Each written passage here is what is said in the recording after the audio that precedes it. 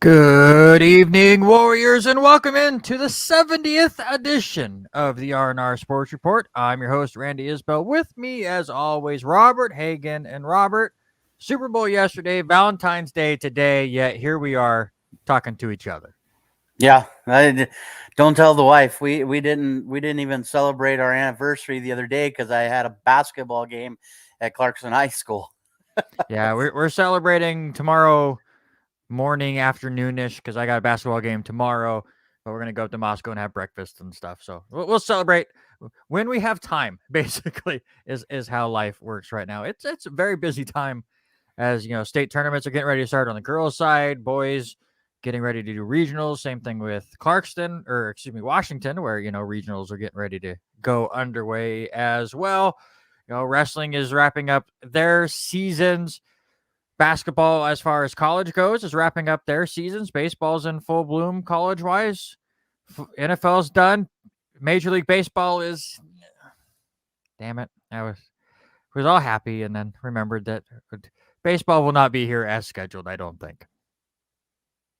Yeah, that's the thing. Our schedules look so crazy. The first thing I did this morning was trying to book a room up in Spokane for districts this weekend, which is crazy that the hotel where the team's at is already full. So I'm actually staying on the other end of town, a little bit closer to the arena when we make the should be able to make the game, at least on the girls' side. The boys' side, we'll talk a little bit later, but the boys' side, a little bit more interesting. But yeah, so crazy busy. A message with Clarkson High School wrestling coach Corey Thieveridge a few minutes ago. We were talking about with their state qualifiers. We'll talk about them here going to the Tacoma Dome here in the next couple days. Mm-hmm. So lots of interesting things going on. Listen, we have strived to be more of a local show as, the episodes have continued to count upwards. That's not the case today. No interviews at all. It's Valentine's Day. I'm not going to bug people. Mm-hmm. Hopefully other people are not as sad as us and actually have plans on Valentine's Day. But it's also the Super Bowl was yesterday. So we're going to spend the entire first hour on the NFL and on the big game. And then the second hour, we'll get into everything else. And to be completely honest with you, with the Super Bowl going on and everything else going on, this is the least prepared I have ever been on any of the 70 shows we have ever done here. And that includes the one episode I was in Seattle and couldn't even be a part of. I was more prepared for that episode when I wasn't on than I am today. But it's okay. Because again, the whole first hour is going to be filled on basically one game, and that is the Super Bowl where the Los Angeles Rams did defeat the Cincinnati Bengals 23-20. And I just want to get your first thoughts on the game. What did you think? Overall, I thought it was a good game. We knew it was going to be close, and you and I had chatted earlier. It was going to come down to another field goal, and that's how this whole playoff has been, except for the wild card weekend. And we talked about it. Wild card weekend has just thrown everything in a little bit of a turmoil. Let's just play with these games with the best teams out there and go from there. But overall, from starting national anthem all the way to the end with Tirico handing out the Vince Lombardi trophy. Overall, it was a great game, especially to see it back in the city of Los Angeles. And so it was excited for that. How about Mike Tirico doing Winter Olympic coverages in the morning, going out doing his Super Bowl duties during the day, and then the moment that game is over, he is sending it to Olympic coverage while walking back outside of the stadium to get back on the desk to do his work out there. That was we talk about our long days. We got nothing on what he had to go through. But no, you nailed it as far as the overall aspect of the playoffs went. I think this is a pure sign that we do not need to expand playoffs ever. Every sport that's trying to do this, Major League Baseball, stop it. Stop it. You have enough teams, maybe too many teams in the postseason as it is already. The NFL expanded. Everyone was all excited. Oh, yeah, everyone gets this extra team in the AFC or the NFC. It made that entire round the most pointless round in all of sports. And once we got through that round, every game's been killer. You get the best teams out there going at it. What I feel about this game, it was very evenly matched. I think, you had your early on feeling out process between the two teams. Rams were able to strike first. Cincinnati, who's been playing from behind all season long, kind of got into their comfort zone a little bit, had that ridiculous 30 seconds to start the second half, and then you're just wondering where things are going to go. And then hats off to that defensive line for the Los Angeles Rams. The defensive game plan that they created at halftime, minus the touchdown pass, which offensive pass interference, just a tad. Other than that one play, completely shut down Joe Burrow and the Bengals offense. The way that they were stacking the line on one side to create mismatches that they just could not do in the first half was amazing. And I think Burrow got sacked one time in the first half. One time in the first half. And 6 in the second. It was a completely different ball game, and you have to give full credit to the Rams defense for that. Yeah, 100%. And you said it. This is not the last time we will see Joe Burrow. I think we said that about Andrew Luck, and Andrew Luck never even made it to a Super Bowl. So we talked about we've talked about it earlier in the year. He just looks like he is poised to take control of this team. Give it to Sean McVay and that whole defense, Morris and those guys having the plan to go against him and shut him down. It was a defensive battle, and they started overloading one side, overload the other side. But I'm impressed and can't wait to watch. I'm being a guy in the AFC North. We get to see Joe Burrow 2 times a year. It's going to be impressive what that team can do. I think for the offensive side, for the Rams, though, they got to figure something out for the running game. When you hand off the ball 4th and 1 to Cooper Kupp on a on a little end around to get the first down, Akers couldn't do anything. So it was rough to see that happening. Yeah, it's very disappointing. I know a lot of people were high on Cam Akers coming into the year. Obviously, he had that terrible injury. What was it, July?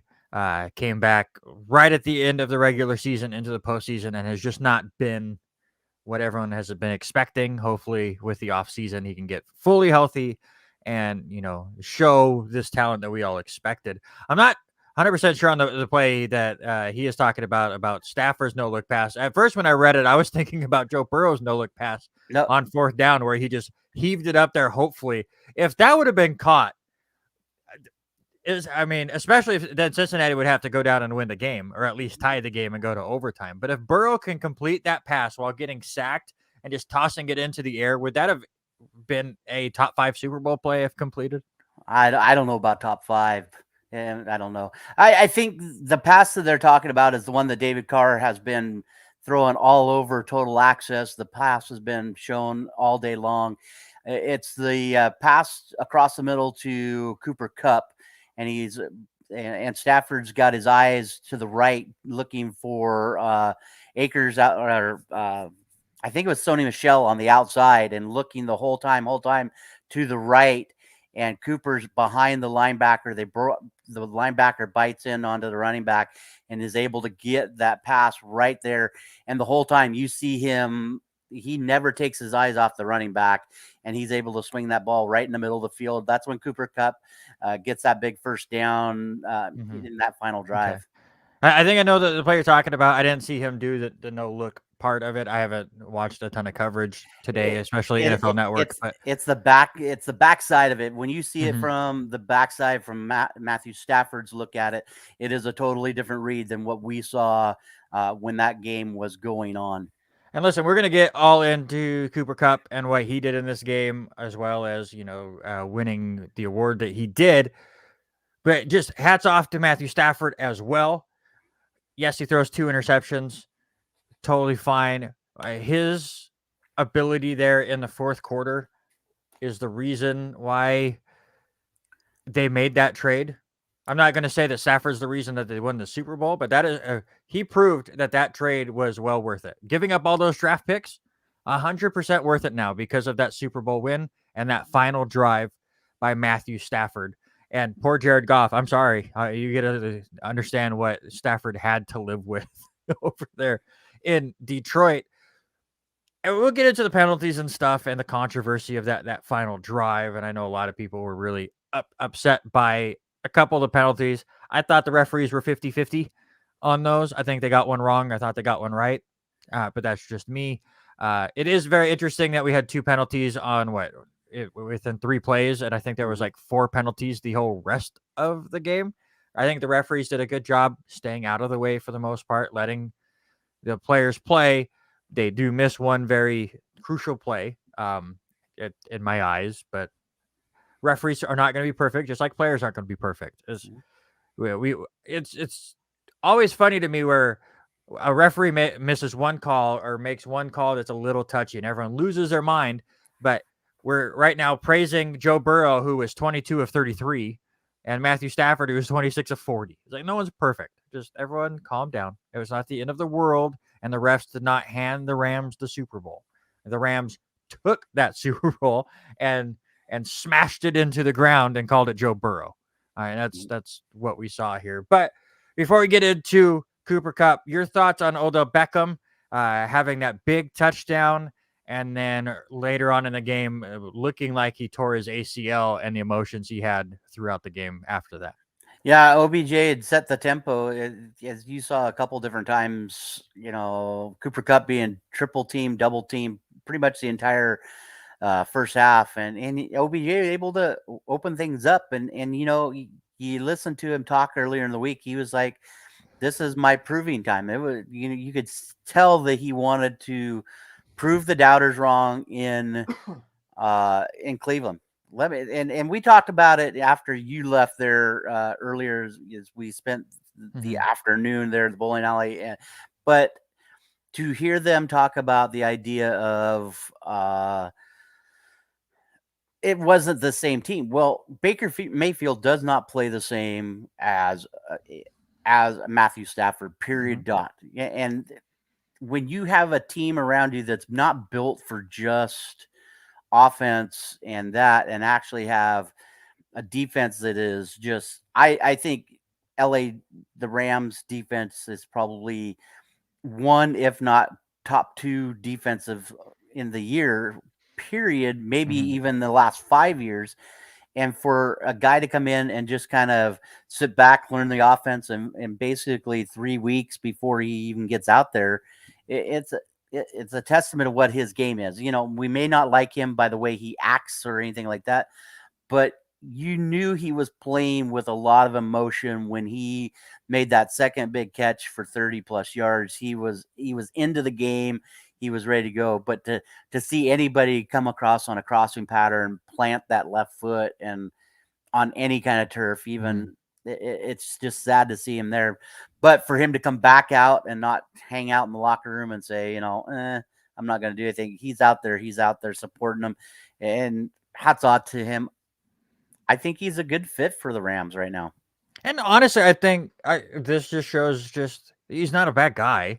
He's very emotional, and we will make fun of said emotions when he smashes this helmet into the field goal practice net and it comes back and punches him in the face. And people construe that into, oh, he's just this terrible person. No, he's just emotional. He lets his emotions drive the way he lives his life, and it shows on the field as well. But this also, I think, this is not a Matthew Stafford, Baker Mayfield thing. I just think this is the Rams showing exactly what you can do with this much talent on offense. Cleveland has so much talent on offense, whether it was ODB or Landry, Chubb, Hunt, that they just went, we have so much talent, we can just do whatever we want. With the Rams, they showed that you can have all this talent, but it's the way you use that talent. Kansas City has done this extremely well for years where, okay, we have this speedy talent in Hill, so he'll go deep. And if they put the safety over the top, we have the Travis Kelce, who now will fit into where that safety was. So that will keep the safety in. And you work it out where it's like, all right, here's 3 different great talents. You can guard 2 of them, and our quarterback is smart enough to find that third option every time. And that's what the Rams, I think, were able to do. And obviously, once you saw how much it affected the Rams when OBJ went out. They were moving the ball almost on every possession, and he went out, and it took him like a quarter and a half to kind of get into any kind of a rhythm again. 100%, and I think he could easily be a fit for that offense for the next couple of years. I mean, to see how he counterbalanced out with Cooper, and I think it just boils back down to they've got to find a little bit of offense. So I'm hoping Cam Akers comes back and finally gets 100% healthy. For me, I think you talked about OBJ coming into the picture. We also add in Von Miller. We add in Jaylen Ramsey. We add in all of these guys. The one for me, I think that I'm most disappointed in was seeing the play of Jaylen Ramsey. And maybe it's just in watching a couple of the postseason games. He seems to be he is a great corner and all that. I don't see him and comparing him to Darrelle Revis. I don't think quite yet, but he plays so off coverage that you look at the two plays that he got burned on, one of which was the penalty, and all I agree with him. He probably should have been a little bit closer coverage to start that play to get the receiver out. But the other one where Higbee was able to just dart right on by him, he's playing so far off.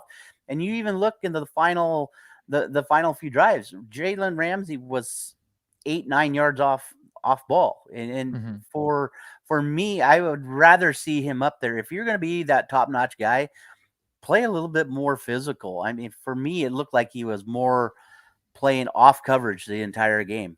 I think Ramsey is more of an attack corner than a Revis or a Sherman were back in their primes. They were able to just completely shut down a receiver. Ramsey wants to take on that big threat, but I think his whole motivation is to bait a quarterback into throwing it and then being able to jump the route. And you saw a couple times in the game he do just that with Burrow and just being a little bit off the mark. Yes, he gets burned for that big touchdown in the third. Should have been a penalty, so I don't really put that completely on him. Was he in the best position? No. But obviously getting grabbed by the face mask kind of it hinders your ability to defend a pass. Ramsey is an interesting player to look at because, yes, he's going to get burnt more than some of the other elite cornerbacks, but that's just his style of play. He's kind of an all or nothing cornerback at times, and he's going to make some fantastic plays for you, and he's going to get burnt sometimes. He is definitely better than Eli Apple for the Cincinnati Bengals. But I think nobody will disagree with that. And Eli Apple kind of got, I mean, he was exposed before, but Cooper Kupp just had his way with him in that last drive. Oh, 100%. And that's the thing. Apple, wasn't even impressive when he was in New York. So I'm excited knowing that this Rams offense, it could be the team that I start following in the NFC a little bit more. It just seems that like these guys were all in. You look at Les Snead and the moves he made to get the guys there. It all comes down to now, how do we keep them there? How do you keep OBJ there? How do you keep Von Miller there? What is it? Is it the idea of them being in a big market now? Maybe this was the best fit for this ball club, or is it the billion-dollar stadium that was built for this team? Which is gorgeous. Oh, unbelievable. I mean, I know it's the normal hometown for the Rams, but as far as Super Bowls go, that just looked like it was built for the Super Bowl. Just seeing just the outside structure and the way the monitors and stuff are on the inside in a big circle. It's very, very impressive in there. To answer your question, I think them winning the Super Bowl will make it a little easier to talk in some of these bigger names to stick around and try to do this again. We saw that with Tampa Bay, where they had a bunch of people up for free agency after their Super Bowl win, and they brought back every single one of them. Obviously, Beckham's price tag just went down if he does have a torn ACL, as he will miss most of next season. So he can't ask for a big multi-year deal, which it does absolutely suck for him to go through that. But I see him sticking with the Rams on a 1-year deal and trying to be able to prove himself later on. Von Miller down near the end of his career could definitely look at it like, hey, we've built something here. This defense is fantastic. So I want to stick around too. But I guess the bigger question, and it was a rumor that I never expected to see after the Super Bowl, is Aaron Donald going to retire, or is this just him going, pay me? I think it might be a pay me, because what I was seeing the most for me, and you talked a couple minutes ago, and you said, okay, Von Miller, is it his time? Listen, Von Miller's 32. Donald is 30, I believe. Aaron Donald is 30. OBJ is 29. And now we know OBJ is going to probably miss a good first 5 weeks or so of the season. But listen, you look at those guys. Matthew Stafford's going to be the eldest of that team. Why wouldn't you make another run? Why wouldn't you want to go all in with these guys and take another chance at it? I think it's just, I still think Aaron Donald, to this day, over the last few years, is probably the best defensive player to play the game right now. And to hear his name thrown out with some of the best, from Mike Singletary to,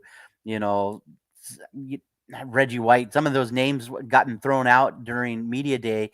It's just crazy to think about. And he's only 30. I think I really think that Les Snead does something really outrageous with ownership and says, let's get these guys signed up and let's get them staying here for the next couple of years. Get Matthew Stafford another one. Get Cooper Kupp another ring. I think it's this is going to be at least a 3-year thing, I think.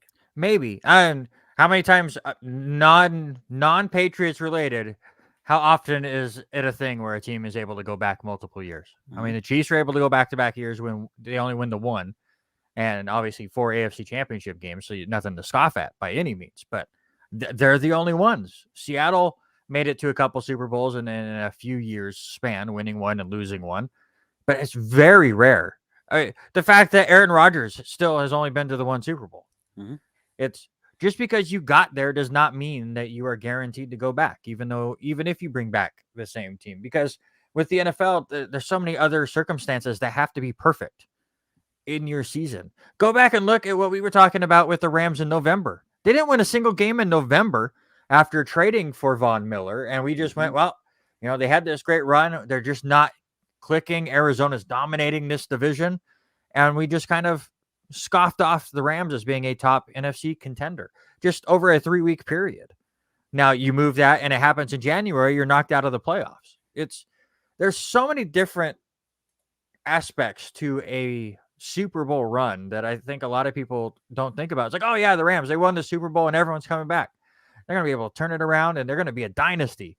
Dynasties are extremely rare in the National Football League. And we're going to talk about our way too damn early Super Bowl predictions here at the bottom of the hour, but it's impossible. It's impossible to figure out, especially when you go on the other side with Joe Burrow and how stacked the AFC is. There is a chance the Rams could go back to the Super Bowl because every other quarterback left. All of a sudden, all the rumors is Rodgers wants out of Green Bay, Wilson wants out of Seattle, now Kyler Murray wants out of the Cardinals, or whatever the heck is going on in that situation is a complete mess. There might just be no quarterbacks left in the NFC, and it'll be down to Matthew Stafford and Dak Prescott. And guess what? I'm taking Matthew Stafford all day long there. But I want to bring up Donald because Cooper Kupp does win the Super Bowl MVP. I believe rightfully so, with his 8 catches, 92 yards, 2 touchdowns. He basically was the only target on that final drive with Stafford. He was all over the place, basically went, all right, I'm taking over. I'm winning this game. On the other end, Aaron Donald did the same thing on defense. What he did in the second half was absolutely fantastic. So is it just our, hey, Kupp went to Eastern Washington bias? Or was Kupp the legit Super Bowl MVP? I think he has to be the legit. He was getting double teamed, triple teamed so many times. And for me to see exactly what was going on. I watched a little bit of the replay last night just to analyze a little bit more. But yeah, I think for me it has to be. I was close. I said if you go back and watch last week's show, I said 8 catches. I was off a little bit on the yardage. I think I was about 40 yards off, but I did say 2 touchdowns. It was the difference in that ball game. Mm-hmm. To have Sean McVay call his number 4th and 1 to get the first down means a lot for them, and to see like our fan watching with us, that no look pass to him over the middle to just keep the ball moving. It was all about that. Not taking anything away from Aaron Donald because he is a stud athlete, but to go through who were the other receivers after OBJ went down? I mean, those guys are names you don't hear. For him to step up and make some plays, I am well deserving, and I hats off to him, especially when I pulled up his stats and his numbers, and I showed Denise last night after the Super Bowl. I said, "Look at this guy. He is a offensive player of the year. He is the Super Bowl MVP, and he makes $810,000 a year." Mm-hmm. Does he get paid? Does he stay there? I think he wants to stay there. He's well deserving of it. And to throw his name out in there with what he did over the season, 2,400 plus yards, and for him to win, and that includes postseason, but for him to win Offensive Player of the Year and Super Bowl MVP and all of that, and to have his name said in the same sentence with Jerry Rice, and him to do all of these accolades in 1 year, just tells you what the work ethic that Cooper Kupp puts in, and well deserved for another. Well, Cooper Kupp is getting paid next year. He had already signed an extension. He's getting about $15 million next year. He has 2 years left on his deal. He was just coming up with the end of his normal base salary this year. For rookie, yep. But listen, and I can't deny, I said Cooper Kupp was the MVP at the end of that game as well. But then the more I think about it, the more I think it should have been a co-MVP situation as far as the Super Bowl goes. You take away that long pass on the very first play of the second half, and then Stafford throwing the interception to start their first possession of the second half. Mm-hmm. The Bengals did absolutely nothing on offense the entire rest of the second half. And even after the interception, they went 3 and out basically and kicked the field goal. And a lot of that has to do with great game planning as far as finally allowing Aaron Donald to not be triple teamed every single play and letting Donald do exactly what he does best. And the moment they did that, I think he completely took over the game. I mean, he finishes with only 2 sacks, but I think he affected the entire rest of the second half. Von Miller also gets a sack in there, and Donald was basically right behind him. So it'll be really interesting to see if Donald does come back, what this team's able to do. But I would have been totally cool with a co-MVP situation. Yeah. And you look at his stats, and his and Von Miller's both looked almost the same. Von Miller just had 2 tackles, 2 sacks, 16-yard loss. Aaron Donald, 3 tackles, none bigger than the tackle made on Pirine at third down. Terrible play call, by the way. Yeah, I think I would have done a little bit different there. But for both of those guys, 10-yard loss on that one. But what about Floyd? What about Robinson? Those guys, that whole defensive line were unbelievable. No. Again, you look at the stat line for Aaron Donald, and it's not that great. And look at this guy and this guy. Those guys only got those numbers because Donald is taking 2, if not 3 linemen with them every play and allowing them a 1-on-1 or a 1-on-0 situation. And you just go, most of those stats for Donald were all in the fourth quarter when they finally were able to scheme a way for him not to be double and triple teamed every time. And he took over the entire game. That's what I'm saying. Like, it's not going to show up on the stat sheet what Donald was able to do. But that man took over in the second half as well. So, again, I'm totally cool with Kupp being the MVP, but I would not have been upset either way.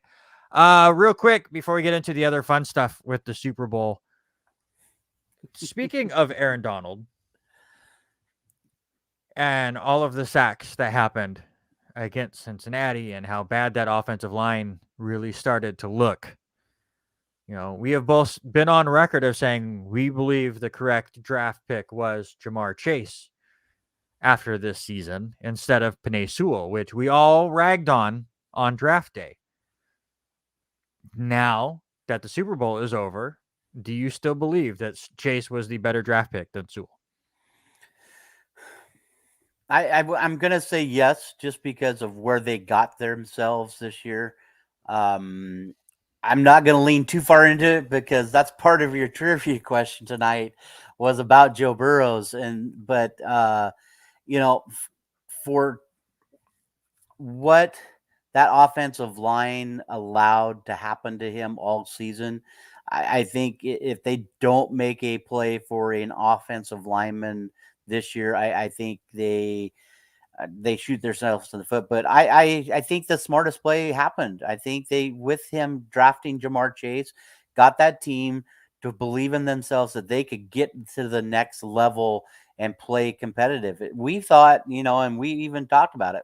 They're a few years out. They're a couple years out, and they proved us wrong from what that duo could do. This is not the last we see of these guys for a long, long time. But if Cincinnati wants to be successful in this next draft, they've got to watch this combine. I can't believe we're saying combine because that's 3 weeks away. We say combine, they better be watching for a great offensive lineman to take over there. Yeah, I totally agree, and they will. And there's some good offensive linemen in free agency as well, and we will get into all of that. All right, let's look at our prop bets real quick. And Robert, you do come away victorious. You had 6 of your 10 correct. I had 5 of the 10. We both completely failed. It's always over on the national anthem, and we fell for it again. I set my timer. I even set my timer trying to catch it to make sure. And when it finally hit a minute 20, I was about 10 seconds late stopping it. She was almost, I want to say, I think it was 112 seconds or something like that. So I was way off. It was more than that. It was way more than what you just said. Well, but it was definitely over. I was late hitting the button because my phone was in my pocket. Yeah. As far as heads versus tails, I nailed it. So I win there. That's, very keen analysis on my part. You do get it right. There was a touchdown, was the first score. Again, that's kind of like the coin toss. Who knows how it's going to go. We were both right. There was no scoreless quarter in the game. There's a couple times where it looked like it was going to be, but they were able to score. Same thing with the coin toss. You do win the total scores, odd or even. It does finish with an odd score as the Rams win by 3. Snoop Dogg did not smoke on stage. He smoked before he went on stage. So I got that one right. And you did not with your probably. We'll get into the halftime show because I'm very curious of Robert's take on that. That was the one sad part of not sticking around to where we usually watch it together on that day was seeing all the reactions. Wes kind of gave me a hint. But as far as the dog commercials go, I'm still not sure if the over-under was 6.5. The official site that I was looking at to get these answers said it was under, so I will go with their analysis. But there was a few extra ones in there that, that's a dog, and it should have counted. But will a touchdown be overturned by replay? There was not a single replay in the game, was there? Nope, not one at all. Yeah. Well, and like you said, there was hardly any penalties whatsoever in that entire ball game. So we both got that one right. Stafford did outthrow Joe Burrow by about 20 yards. It was very, very close. But I nailed the Gatorade shower with the old blue. That's a winner for me. But you do win 6-5. So congratulations, and I will blame the puppies for the reason why I lost. Since I got that one wrong. Speaking of commercials, we'll start with the fun stuff with the Super Bowl there. We had our sports-related draft last week about the best Super Bowl commercials. There is not a single commercial that happened yesterday that would even sniff the top of my list. They stunk. They were horrible. There was way too much crypto crap. There was like 1 or 2 times I went, oh, that was clever.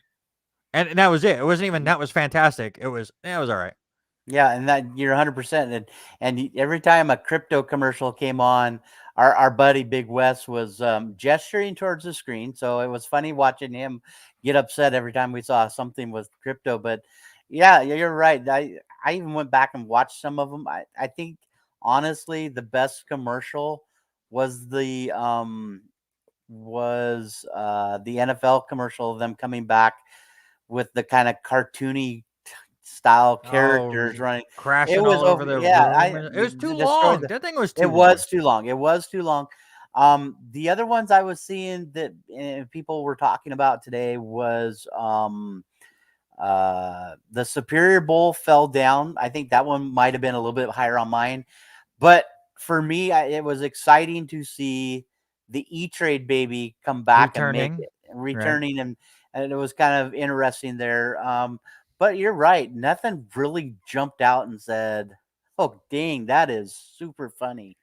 Um, I'm blanking on his name right now, but the dad from American Pie turning into an action star. I thought that one was pretty clever. Also kind of ran a little long as well.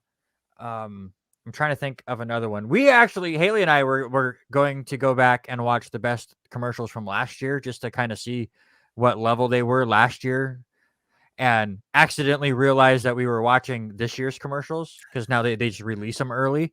So Right. there's a few that, again, they weren't that great, but it was like, oh wait, these are the ones that are supposed to be happening in a couple days. But Yeah.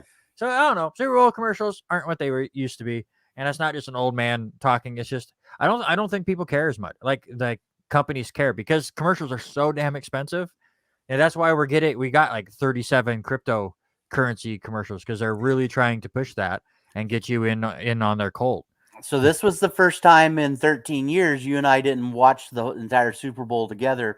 Mm-hmm. Did you pull out your phone and try to catch the QR code I did. floating I caught around? it. I just wanted to see. Honestly, that's a clever ass commercial. Is it dumb? And is it really annoying that it was a crypto thing? Yeah. But just to have no noise and just have a crypto thing act like a Pong game, Mm-hmm. they had more clicks on their website than ever. That's a clever commercial. It's not a great commercial. It's clever. Yeah, none of us that were left there at the lanes did anything pulling out our phones or anything like that. So it wasn't, super impressive with what I think. And for me, in this, and I love our buddy, and I'm talking about our buddy Wes Harrington. I love sitting and watching him during Super Bowl over the last couple years because he gets so into the commercials, and he lets you know what he thought. As soon as I want to say, what was it, KTS that came up when they had the guy that was bouncing around from the invention of the wheel to the Oh yeah, yeah, that one, yeah. the entire time Wes is gesturing at the screen, and it was just funny to the point of it was more entertaining watching him than it was as a commercial. That commercial was pretty good too, where he was like ragging on different inventions and Mm-hmm. then talking about like this, like I'm never wrong, or yeah, yeah. Mm-hmm. I forget even what it was about, but shows you which is a bad thing for the commercial, but that was all right. What was the worst one you thought that you saw The all day? Dolly Parton one that That's had like exactly. 3 parts to it, and just none of it made sense. Oh yeah, let's worry about 5G. Which, by the way, that map that T-Mobile shows has not changed in 37 years.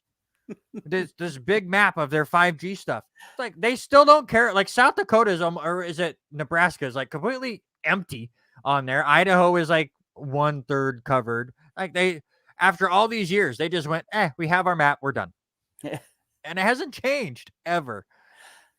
And I that one because it was multiple parts and just it was so annoying. As that was mine. All right, halftime show, sir. Give me your horrible thoughts on the halftime show. Listen, Old hey, man. you even said that you texted me, said, "Oh, that was an awesome commercial," and I was sitting with Jay and everybody that was left was older than me, 48. Well, Wes was a little younger, but everybody was old. West messaged me saying it was really weird being the only one there that enjoyed it. I recognize all of the songs except when Lamar come out. So some of the songs I recognize, and I think it made a difference for me because I was trying to pay attention the whole time. For me, I thought it was a decent music because I had heard them before, but those songs are just not my cup of tea. I listened That's to fine. I listened to Denise when I got home. She said that was stupid, and she's not much older than I am. I think her biggest complaint was, and I kind of agree, but how do you fix that? Because everybody's always the stage is out one direction. Is she didn't like the whole idea of the house and the box and the backside being closed, because then the other people on the other side of the field couldn't see anything. They had to sit and watch the jumbotron the entire time. I do like. As somebody that's been to a WrestleMania and things being that jam packed and how many people are there and how far away you are from that stuff, in situations like that, you watch the jumbotron anyways. Mhm. Yeah, so that was her big thing. I think the coolest part was seeing, for me, seeing Dre act like he was working and mixing his stuff to start with. And then when they cut back, he was back up on top looking like he was mixing things, which was cool because, it just says that it's a changing of the guard and him doing the stuff that he loved instead of being that rapper out there. The fact, as far as like, I'm not super into a lot of this music either. A lot of the stuff that they played, obviously, I've very much heard of. Same thing with as far as Kendrick Lamar. I didn't hear that first song he did, but then he was kind of like touching on some of the older songs and kind of doing his twist on it from what I was able to take, and was really enjoying that. But I just love the fact that like a lot of Dr. Dre's music in the 90s was about how he was an old man in the game and was still around. And that's what that song was about. Mhm. And now here he is 30 years later, still being the even older man in the game. I thought it was a great performance. I kind of liked the whole line of houses deal because that's where I'm sure a lot of those guys grew up. And I thought they mixed between artists really well. The 50 Cent appearance was really weird to me, and his whole Spider-Man hanging gimmick. I forgot that dude was even still alive, to be honest. And he is like twice the size of 50 Cent back in the 90s. That's for sure. I was honestly the one artist that I listened to the most. I love Dr. Dre and I liked his stuff, and him and Snoop Dogg to start and end were the best part of this performance to me. I thought they nailed it and were having so much fun with it. I've listened to Eminem, you know, since he became that big person on MTV. I was just disappointed by the song choice. I mean, obviously, Lose Yourself is his biggest pop culture hit and would have been the easiest on the ears to the old generation because they got into Lose Yourself. But I wanted to see him go nuts on Rap God. There's obviously 90% of Eminem music that would have to be edited out so much that it wouldn't work for a Super Bowl halftime show. But Rap God, I think, would have been perfect. And just to kind of have him do that really quick rap would have been cool to see live. Mhm. But overall, very good performance. Definitely not the greatest Super Bowl halftime show ever, Right. by any means. But I will say, as somebody that I'm not super into rap, I enjoy rap from time to time. I'm loving that every year it's something completely different. Yeah, I like that. I'm just wondering when they make another big move to a different direction. When do they bring back an 80s or 90s pop, or even 80s 90s rock? It'll be interesting to 80s see. is too far now, sir. I know, Though I know. I will say I this. Somebody else brought up the idea. I can't remember if it was on this show or just having conversations with people. I am totally down because we've now done, rap. We've done a lot of hip hop stuff. We did the Latin stuff with Shakira and J-Lo a couple years ago. We've hit all these different genres, and I am not a country person at all. I can't stand country music. But if you want to throw Garth Brooks out there as the headliner of like a country music medley for Arizona next year, 100% down. Yeah, I think But if you that'd be go country, Garth Brooks has to be the headliner. so. Period. I think that would be a great thing to do. I don't know if that would happen, but two things. And so knowing that, let's build off that before we go back to the other. But next year, 2023 Super Bowl is in Glendale, Arizona. Yeah. Is that the turn that they make and go country? Yeah, why not? I mean, obviously Texas would be the one that would make the absolute most sense. Yeah, right. But Texas isn't coming up anytime soon Right. because it's Vegas and then New Orleans. Um, But Arizona's close enough to Texas, so why not? Yeah. And I think it would be a good fit. And we go back to the other one, Mary J. Blige, in all She was them. great. She was good. I heard more about her outfit than anything, how people really loved her outfit. But out of all of those, I had two different people tell me, and I had not researched it whatsoever, that all of the artists did the show for zero money. Is that a true statement? That I would have to look into, but it I wouldn't. heard. Honestly, I think that's just a Super Bowl thing. Yeah, I have never heard. I've always thought that they've had to have made money on it, but I had Because a couple I people tell honestly me I that. think it's such. I mean, it's such a sought out position to be the halftime performer that you're getting paid by exposure than more than cash. I mean, because the money that they're going to make from that Super Bowl performance is on all of the downloads of their music. Because there's a lot of younger generation that had never heard of Dr. Dre, other than a couple rappers, bringing up his name in their music. And I think that'll be the same. But yeah, again, just as we continue to go through all these different genres, I'm not a country music fan at all, but I'm totally down for Garth Brooks next year, just to become on that completely opposite side of the spectrum. Yeah, I think it would be good. I follow him on social media. Maybe it's time to start dropping ideas of say, hey, put your name in the hat. Let's do it. Let's do Super Bowl. I agree. Bowl, All right, Super Bowl. let's get into the rest of our NFL news. We got a lot of it to go, and I wanted to do this in an hour package, so we got about 13 minutes. We've done all right, I think, because this won't take too long. NFL awards was the week before the Super Bowl. Hall of Fame: Tony Baselli, Leroy Butler, Sam Mills, Richard Seymour, Bryant Young, Cliff Branch, Art McNally, and Dick Vermeil. Name in there that really stood out to you? For me, it has to be Richard Seymour and Dick Vermeil. I think long time coming for Dick Vermeil. I was excited for that to happen, especially on the year that it was a Rams Super Bowl. For me, it's Tony Baselli.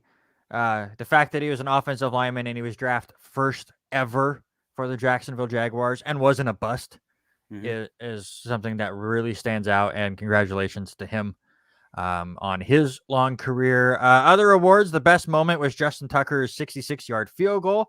I totally forgot it was 66 yards. I knew it was really long, but I forgot 66 was the number. Pretty fun moment on the award show, though. I thought they were going to show more highlights and then say the winner. They just went, here's your best moment. Yeah. They could have had a little bit more fun with that. To me, I didn't watch the whole, by the way, I did not watch the whole NFL awards. I just watched YouTube clips. That's what I've done. Yep. So maybe they did before and I just didn't see it. Walter Payton, Man of the Year, now Super Bowl champion. Los Angeles Rams offensive lineman Andrew Whitworth, who is now going to retire. He's had a fantastic career left tackle there for the Rams. Coach of the Year was Titans Mike Vermeer. Mike Vrabel. My mouth has stopped.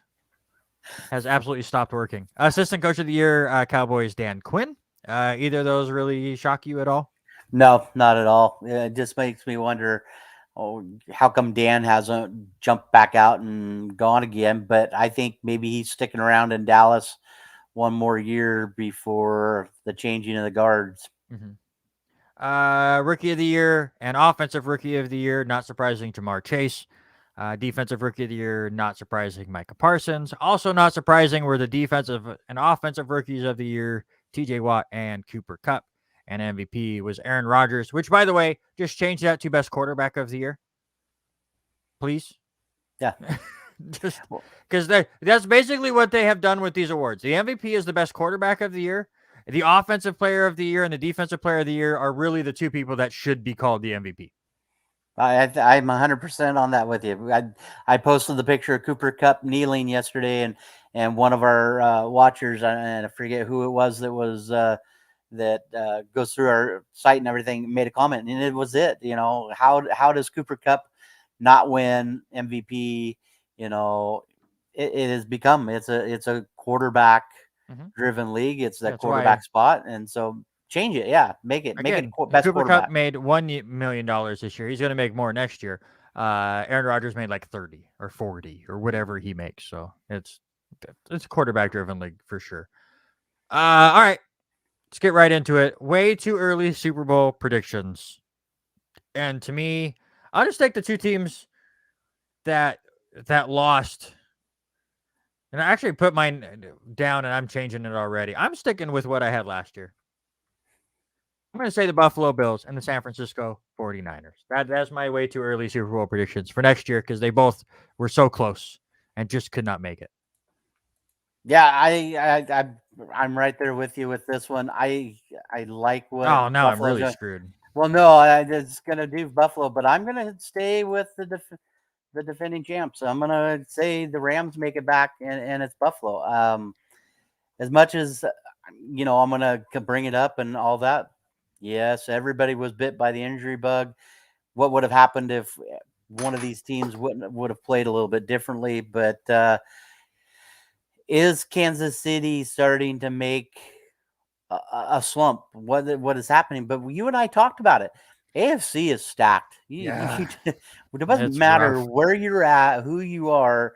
If you're not an AFC fan or following any AFC team, you're crazy because you're missing out on a lot of games. Yet the NFC just won the last 2 Super Bowls. So yes. What are you gonna do? Go figure. But as a Jets fan, right, I'm like, I have cautious optimism with their slow build here. The AFC is so stacked with teams. It's like they could be a good team and still finish 5-12. Mm-hmm. Important offseason dates as we get into this. March 1st through the 7th is the NFL Combine. March 8th is a deadline for franchise tags.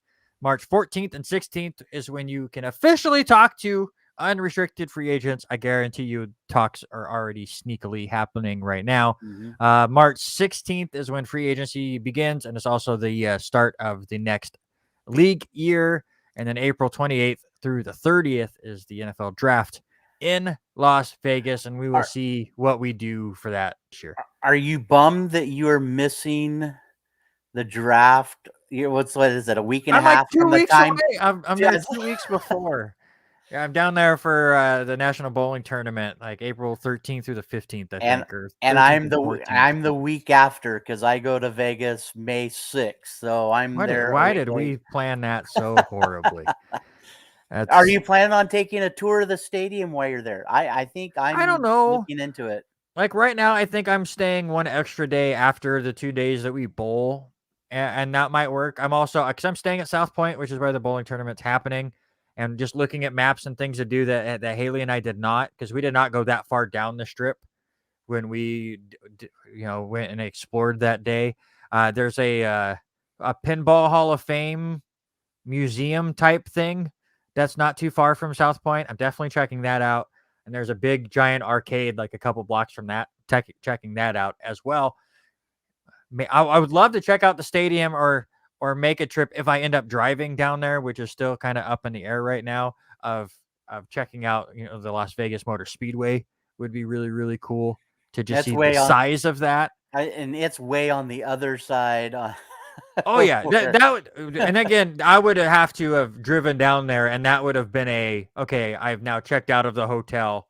I'm hitting that up on my long trek home, but so yeah, you drive right by it on your way back home. I drove it 3 years ago when Alverson and I drove down there and did it, and we drove right by it. It was crazy. They were doing some remodel then. Might have to make some future bets as far as draft picks and stuff, and go from there since I'm there a little early. And if they win, I'll hand them to you, and you can go cash them out. There you go. All right, let's go real quickly. Again, free agency is coming up, and there are some ridiculous names out there. I'm just going to go down this long-ass list that I created this afternoon, and you just give me a couple names that really stand out to you that you think are going to move. Not they're going to stay with their team, but they are going to move. So first, wide receivers, Devontae Adams, Chris Godwin, Mike Williams of the Chargers, and Allen Robinson. Offensive linemen of Teron Armstead of New Orleans, Orlando Brown Jr. of Kansas City, Ryan Jensen of Tampa Bay, Brandon Sheriff of Washington, and Laken Tomlinson of San Francisco. Edge rushers, Von Miller, Chandler Jones, Jadeveon Clowney, and Randy Gregory. And secondary options of J.C. Jackson, Stephon Gilmore, Marcus Williams, and Jesse Bates III. Give me a couple names you think are going to be on the move. There's two that stand out, and one of which, and we'll start with the offensive lineman, and we had him moving a couple of times when we talked, preseason last year. And for me, that's guard Brandon Sheriff. I'm shocked that he re-signed in Washington. I think he moves. I think getting him in a different spot, I think Cincinnati would be a great place for him. I think Baltimore, Right. just a couple miles. I think Baltimore could really use him now. They're protecting Lamar Jackson. I think he is on the move. I don't think he sticks around in Washington. And for me, I think it's the big name receiver. I think it's Chris Godwin. I think Godwin, he moves and goes to a different team, well away Mhm. from Tampa Bay now that Tom Brady's gone. Yeah, with Brady gone, that makes sense. I think Devontae Adams is gone. That whole last dance stuff that they were doing at the beginning of the year, I think Rodgers wants out, and I think Adams also wants to leave. Now, does Adams just wait to see where if Rodgers gets traded and then signs with them? Who knows? Or if he goes somewhere else. I do also think Godwin is going to move. Jadeveon Clowney is an interesting one for me. Uh, he's more name than talent anymore. He's still very good talent as far as an edge rusher, but I still think what everyone remembers him for is blowing up the running back in college. Um, but there's a lot of teams that need edge rushers out there, so to see so many big names there that that are free agents will make things interesting. And when you look at the cap situations, obviously by the time free agency actually starts, a lot of teams will have already done a lot of moving of this. But currently, the top 5 cap spaces in the league is Miami at 63 million, Jacksonville at 59, Cincinnati, the Bengals after their runner-up Super Bowl run, still have $57 million on the books. The Chargers with 56, and the New York Jets at 48 million. The teams that will have to do a lot of work before free agency begins. The New Orleans Saints are $75 million under the cap. They've overspent by 75 million, and that is like $30 million better than they came into last year's free agency. That whole money situation is a complete disaster. Green Bay is $50 million over the cap. Dallas, $21 million over. Minnesota, $15 million over. And you're defending Super Bowl champions, $14 million over. And at that point, that's just a couple extra moves here and there. Clear up some space with some guys that will be retiring anyways, or restructuring some stuff, or you'll be totally fine there. But it's the end of the season, and it's very, as a Jets fan, this is my best favorite time of the year because it's a lot of, oh, are we going to get somebody good this time? Are we finally going to get a good free agent that does not injure himself before the beginning of the year? Like Carl Lawson, where I was so excited about what he was going to do for the defensive line, and I'm still curious what he will do when he finally gets to play on the defensive line. Yeah, for me, it's got to be the injury bug. How do we come back from the injuries this last year? You start looking at who, like I just said, Sheriff would be a great fit for Baltimore to come in there. And so it'd be awesome to see that happen. But for me, I really enjoy the next couple of weeks off because I like sitting honestly and watching some of these guys do the combine stuff. I like watching the guys run the 40-yard dash. I like to watch some of the agility stuff that these guys do. But then that's a long month of planning and where is this guy going to go? There's only so much Mel Kiper and Daniel Jeremiah I can take. And usually we are able to mix that in with, baseball spring training and pitchers and catchers reporting. And we don't have that mix this year. My question to you is, are we doing a special on the draft again this year? We'll have to see. That's about the time you just come back from Vegas and I get ready to go. So it's kind of depending on what our LCSC schedule looks like, as both you and I will be doing work with Alicia with that. For sure. So we'll keep you updated once we kind of get that figured out. I know last year we did the entire first round, and I don't think we were prepped as much as we needed to be to do the entire first round, and we definitely had some down spots. So if we do it, maybe we prep a little bit better. If not, maybe we'll do a different special there instead. Maybe we just do the first 10 picks. I think that would be fine. as well. We'll come up with something. All right, you are listening to the R&R Sports Report right here on Facebook and YouTube. We will be back on the radio in March. I didn't even send last week's out because it takes forever for it to upload, and then I have to get to work after the show. So we'll be back on the radio side here in about a month or so. I'm ready to go back on Tuesdays, by the way. Yes, my schedule is Mondays wise. This does not work out that great, but let's get into it. Let's go into other sports that are not the Super Bowl and not the NFL and not football. College basketball heating up, and just like that, Gonzaga back on top. Yeah, I called it. I had a couple people tell me I was crazy, but Auburn taking the loss, and it was bound to happen.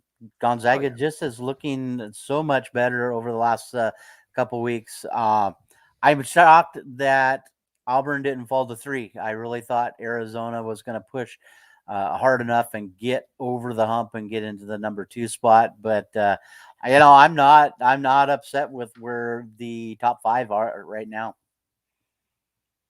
I was trying to look through the schedule tonight. We're just about to have Washington State and Oregon tip in Oregon, so that'll be an interesting one for us. I hate that floor. Oh God, that one and Baylor's. Is it Baylor? No, Memphis. It's Memphis's weird gray floor. Mm-hmm. They both absolutely drive me insane. But just was looking through the scoreboard right now in college basketball to come up with anything that was interesting. There's nothing today. Monday night basketball was a thing for a few weeks, but here on Valentine's Day, they went, we'll take the week off. Like, your only game on the men's side that has a ranked team involved is Oklahoma State taking on Kansas here in just a few minutes. That one on ESPN. The rest, let's see. Austin Peay defeated Eastern Illinois. Are you excited by that one? Not even to care about who is going to be the 15th seed and possibly a bracket buster. How about New Hampshire defeating UMBC? Do you know the UMBC mascot? UMBC. So that isn't that the University of Massachusetts? No, it's I think it's University of Maryland something Cook. No, I forget. But do you know their mascot? I only know this because I used to play a lot of the college basketball EA game before it went away. I played on a team that was in the Big South, and you play these really small schools, and UMBC was one of them. They are the Retrievers. They have a cute little dog as their logo, going back to the dogs that cost me our Super Bowl prop bets. So yeah, not a lot. I'm not going to hear the end of that this year, am I? No, I get mad when I lose to you, which seems to be on everything not named sports related draft. I seem to lose on everything else. I didn't bring it up, but I tell you, I was jacked. I went 12-1 in the playoffs. You did good, and you said that's what I was like. I was more excited about. Not to go full back on the NFL, but I will give Robert full credit. Not only 12-1 in the playoffs. Not only did you get the Super Bowl right, you said Rams by 3, and you nailed it. So I'll give you credit. On the women's side, South Carolina still dominating. I went to go check out. They were playing Super Bowl Sunday, and I was going to check out some of their game. And when I turned it on, they were up by 20. And I went, I don't care. No, thank you. Some better games on the women's side tonight. Number 5, Indiana, who just got into the top 5, will not be in the top 5 next week as they just got crushed by unranked Nebraska on the road, 72-55. Number 17, Florida beating Auburn 78-72 with just seconds remaining in that game. And you also have number 18, Ohio State and Illinois just starting. And a good one, number 13, Maryland, and number 22, Iowa, about to get underway on ESPN2. So the women having a much better slate tonight than the men. Yeah, by far. It's that time you and I've talked about. Once the Super Bowl's over, that's kind of when I start diving into a little bit more college basketball. We got so much stuff going on here in the next week with high school basketball. I'm still not over the hump into NCAA stuff quite yet, so it'll get there. But excited to see what the Lady Cougars are doing. They've moved up. They're still fourth in the Pac-12. So, could they make that final push? Could they be the last Pac-12 team in the bracket? It'll be interesting to see. I definitely think that they could. I'm with you. I have not fully gotten into it. I've checked out a bit more over the last couple days, but now Super Bowl hangover is kind of is gone, and baseball is not on the horizon. So I'm ready to dive headfirst into college basketball. We're gonna have to have something to talk about next week. That's going to be an interesting thing. By the way, if anyone's out there listening that wants to be a guest judge on the sports related draft, again, I did zero prep for this show, so I don't think we have anybody yet. So if you are listening and you are friends with either Robert or I on Facebook, give us a message and you could be our sports related draft guest judge this week. It is Valentine's Day themed. That's all I will say as far as a hint. Robert, you did some baseball stuff this weekend. Am I correct? No, were you over there at all? I did not make it over. I was listening to Bert's call on Saturday, and I could have swore I heard you as the PA guy. But whoever was the PA guy sounds just like you. No, I didn't get any baseball in. I'm more bummed about everything going on, and we'll talk about it here later. But I didn't get to watch any golf this weekend, and man, was it exciting to watch some of the highlights on that. But no baseball quite yet. So I did basketball Friday night and was really into that high school stuff the last couple of days. Dean messages, how about some hockey? I will say we came into this season. I just threw my pen. I've lost it today. We came into this season both on a mission to watch more hockey, and then the Disney Plus bundle would not let me change to add ESPN Plus because we did the yearly thing. It would not allow us to add ESPN Plus right now. So I have not watched much hockey, and seeing what the Kraken have done has made me realize, I don't need hockey right now. I'll let them get a little better until I deep dive. Maybe once playoff starts, but hockey is all over ESPN Plus, and it's fantastic that they're getting more coverage. It's just the Disney Corporation has hosed me out of updating my account, and I don't want to build another one. I'm that lazy. But anyway, LCSC baseball has just been ridiculously red hot now. 11-1 on the year. They've won 5 straight. They won all 5 games at home to start this homestand, which again is a very long homestand. And 4 of those 5 games, they didn't even have to go the whole 9 innings. And the only reason they did on Sunday is because it was not a doubleheader, so might as well crush the Whitworth University 19-2. And they just look extremely strong. I can't wait to go and catch a game in person here in the next week or so. I will be there. I think my first PA is Sunday. I'll be doing the 11 a.m. game against Central Washington. Supposed to do the game on Friday, but Lewiston is on the road to Coeur d'Alene to start regionals, so I won't be able to do that. It would have worked out perfectly. I could have done PA and then went up to Lewiston to call the game. It just didn't work out that way. So if you want to come listen to me incorrectly say names, I will be there 11 a.m. when LC is taking the field for a 4-game contest against Central Washington Friday, Saturday, and Sunday. I go through a lot. Where did my thing go? I've lost everything. I've lost my mind. I wanted to talk about this. We had 5 different LC players win weekly awards this week. We seem to do it every week. But now with all these different sports going on, we can talk about it even more. But Cali Stevens for the women's team, that women's team has been absolutely on fire right now. How they only moved up 1 spot in the last rankings poll is shocking to me. But in the 3 wins for the women's team, she averaged 24 points a game. She made 11 threes over that span. She's been absolutely fantastic. Listen, she's just a sophomore. That's what is most impressive. We've got a couple more years with her playing. I think is nothing but huge props for her to keep things going, especially with Mulhausen there and what that whole team can do. So she was fun to watch the other day, and I want to say she had, I want to say it was 30 points. 26 points or something like that. The game that I watched at Eastern Oregon, she's just a stud. She likes to control the ball, and she's got a great mind about what she needs to do with the basketball in situations. So on the men's side, Orion Courtney winning Player of the Week in the Cascade Conference as well. Men also winning their 3 games. That was much needed for the LC basketball, the men's side, as they're still right on that bubble about making the tournament, and I gotta start getting things rolled in here right now. But Courtney averaging over 15 points a game, including a big double against Corbin this weekend. How do you think about how he's been playing?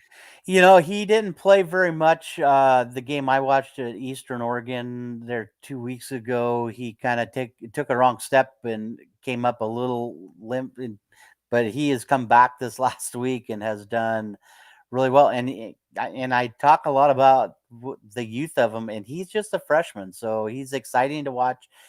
I like the way he moves the ball around. He's got good vision, and he's not afraid to shoot the ball either. On the track and field side, Madigan Kelly, an old freshman from Lewiston, does what she does best, and she wins the Women's Track Athlete of the Week for the Cascade Conference for the 3rd time already this year. She's been phenomenal. We got to get her on the show at some point. Again, finishing in the top 5 as far as the 60-meter hurdles go. That's just her event at this point. She's been fantastic. Cole Olson, who I feel has kind of lost some of the spotlight here on the show, with Clayton Van Dyke completely going nuts there for about a month. But Cole Olson sets a program best time in the 3,000 meter, breaking the record set by Mr. Olympian himself, Sam Atkin. So congratulations to Cole. There is the 2nd weekly honor this season for Olson. It's the 16th time he's won a weekly award at his career here at LC. Yeah, I just have so much respect for some of these runners and the times they throw up, and just listening to them talk Van Dyke, talking about how Atkins handles the team and what they do. It's just crazy long hours running, and they all like to do it. They practice just listening to their routines, their daily routines makes me exhausted. There's no way I could run as much as those guys do on a weekly basis, even daily basis. Not even close. And then Sam Linscott for the LCSC baseball team goes 7 of 11 in 3 wins over Whitworth. He had 5 RBIs and 4 stolen bases. He already has 10 stolen bases on the year. And he's perfect. That's the best part. Mm-hmm. He's perfect from the stolen base category. So I can't wait to go watch a game. And now that things have slowed down, our bowling league has finally finished. So now basketball's almost done. So it's time to go catch some games over at Harris Field. Yeah, and the weather's been pretty nice for middle of February. I'm still waiting for that last winter spurt that we always get, just to remind you that, yes, it is technically still winter time.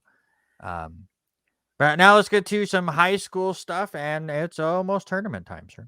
Yeah, almost tournament time, especially in Clarkson, as we get ready to head up to up the hill to Spokane. But I feel bad. We'll talk a little bit about the girls' side of the game right now. Clarkson has locked themselves into 2nd in the GSL 2A division. I felt so bad for Coach Rob Collins of East Valley. They came down with just 6 players and played against a Bantam squad that all but one of their players scored. And so out of everybody, there was only one player that did not score. All 6 for East Valley scored, but they just kind of manhandled them 100%. They knock off East Valley 67-17 on Friday. And then earlier on Tuesday, there was pretty much a no contest against Pullman. So it'll be interesting how that one pans out. Maggie Ottigan, the senior, leads the way. So it'll be interesting to see how they face against. We're already looking way ahead to go against West Valley in that one. They will play the winner of the East Valley Pullman game, which will happen tomorrow. We'll get that winner on Friday at University High School, 3:30 tip time there. And then the winner of that game moves on to play in the arena. I'm excited to call that game. We should make it there. So I'm excited to possibly call that game in the arena on Saturday evening. And look at the boys' side. It's going to be a tough road, but we can get there as we get the. We'll end up getting the winner of Rogers West Valley. Can we just everybody say a prayer for Rogers to come up with an upset, but I don't see that happening. So it's going to be a great semifinal. Clarkson has knocked off West Valley twice so far this year. We got to get the three-peat for a possibility going back and playing Pullman again at the arena on Saturday. But both games this week, it was a tough loss Tuesday to Pullman. It was all knotted up at 31 apiece, and then they came out of halftime and just couldn't get anything going. And then Friday's game just was absolutely no contest against East Valley.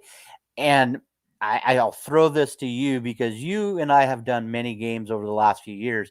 East Valley has been so very dominant, and to watch both programs the other night at Kramer Gym, it was sad to see how bad that program is struggling right now.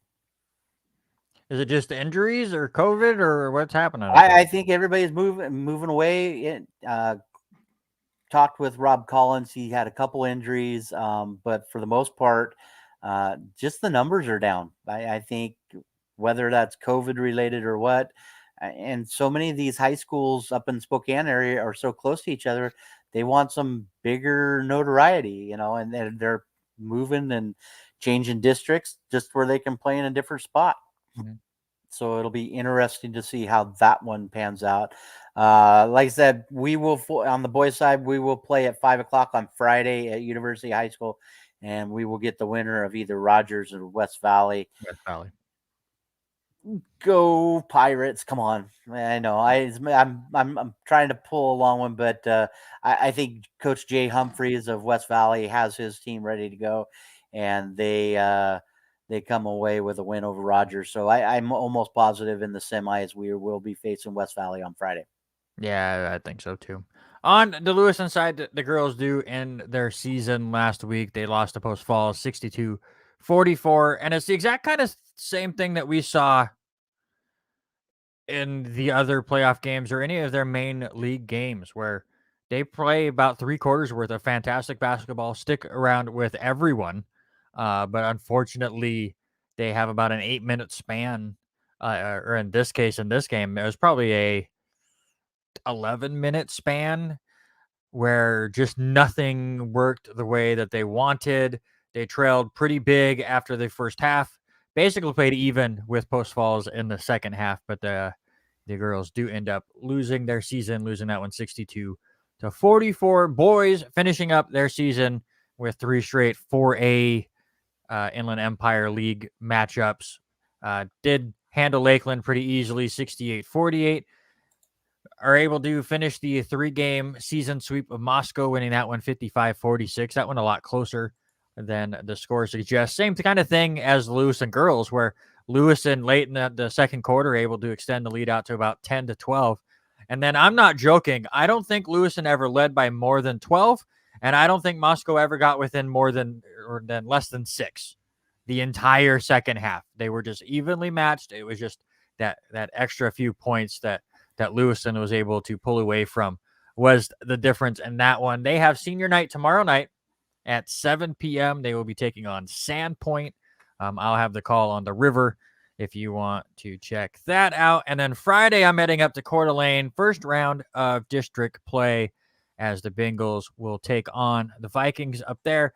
And it's going to be really, really interesting to see this game because I think Lake City still tippy top of the Inland Empire League, even though the Bengals did pull off the big upset about a week and a half ago. Post Falls is not very good. So does Lewiston beat Coeur d'Alene, which they have not been able to do this year, and have to go up to face Lake City on Tuesday to try to win state, or do they lose against Coeur d'Alene, then be able to host that next round game against Post Falls next, I think, Tuesday, and then most likely have to then head right back up to Coeur d'Alene to get into the state play-in game. It'll be interesting to see what happens, but all eyes will be on Friday night for sure. Senior night's going to be great. There's 5 seniors on the team, but all focus, I think, right now is on that big game against Coeur d'Alene for the boys. They are 15-5 on the year, 5-3 in conference. And I actually saw a tweet, sir, and to see what you think about this. There was somebody, I forget exactly who it is, who was questioning the Max Preps rankings for Idaho basketball because they just don't believe that this Lapway school could beat some of these Boise 5A schools. I'm telling you right now, as somebody who has watched this Lapway team, and the Lapway team that destroyed a 5A school in Lewiston and also beat a 5A school in Coeur d'Alene, Lapway would most likely stick right with, if not completely just beat out some of these Boise schools. Yeah, I mean that's the thing. When I did a little research from what happened on Friday, they barely beat. Well, I shouldn't say barely beat, but it was one of the lower outputs going They didn't against put up Potlatch. points, I but mean, it wasn't so close. 66-37, but they are the real deal. You watch them play. Not a one of them selfish. They move the ball around quite well, and that's just a testament and to our buddy Zach and what he has done with that program, working out with those kids, and believing in each other. So, I'm excited to see where they go starting next week. After, could they be the number one team? I'd love to see. I'm one of those ones that I would love to see these 1A teams and these D1s go against a 5A school, 3A school, and a best of tournament. You random draw. Let's go find a neutral spot. Let's play some ball. Yeah. I mean, all these state tournaments are happening all at the same time. So why not the next weekend? We have 6 divisions in Idaho because Division 1 is split into 2. So you have 6 schools. You can give the 5A and the 4A a bye in the first round. Let's go. Let's figure out who the actual best team in the state is. Oh, I think it'd be just one weekend, single elimination. Let's go. Yeah, 100%. I would be all over that.